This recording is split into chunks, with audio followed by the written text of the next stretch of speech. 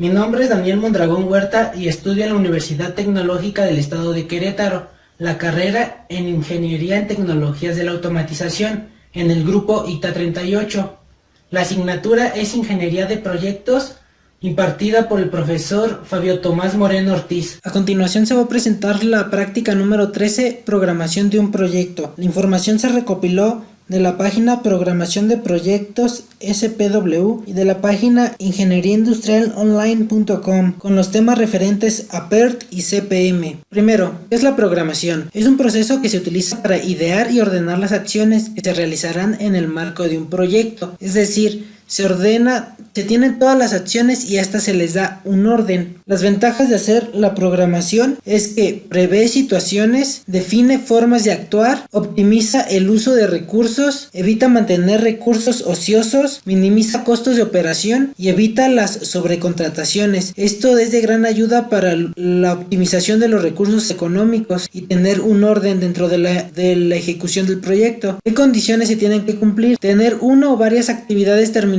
antes de iniciar la siguiente, disponibilidad y de costo de recursos humanos, de recursos financieros, de equipos, de transporte, de permisos y de trabajos acelerados fuera de jornada laboral, etc. Estas son todas las acciones que se deben de cumplir durante la programación de un proyecto. Dentro de los métodos de programación se tienen que son los métodos gráficos. De este se tienen lo que son los diagramas de barras, el cual es el diagrama de Gantt.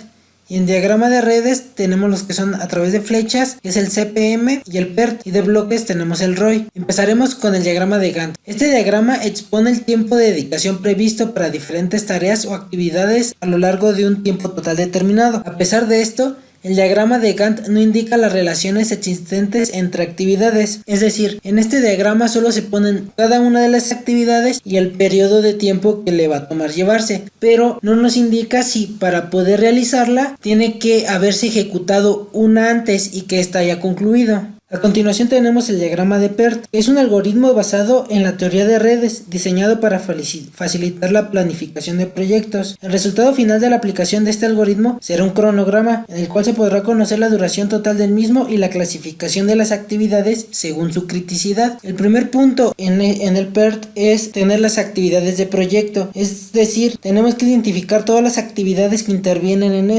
sus interrelaciones, sucesiones y reglas de procedencia. El punto 2 es estimar el tiempo estimado y la varianza, es decir, para efectos de determinar la ruta crítica del proyecto se acude al tiempo de duración promedio y el cálculo de tiempo de estimación deberá hacerse para cada actividad. El punto 3 es el diagrama de red, es el gráfico del proyecto en el que los tiempos relacionados con cada actividad en el gráfico corresponden con los tiempos estimados. El número 4 es calcular la red. En este paso se deberán de considerar tres indicadores, T1, T2 y H. Estos indicadores se calculan en cada evento o nodo. T1 es el tiempo más temprano de realización de cada evento, T2 es el tiempo más tardío en la realización de cada evento y H es el tiempo de holgura, es decir, la diferencia entre T2 y T1. El número 5, que es el cálculo de la varianza, este sirve para determinar la variancia y desviación estándar para la culminación del proyecto. Se la relaciona con las actividades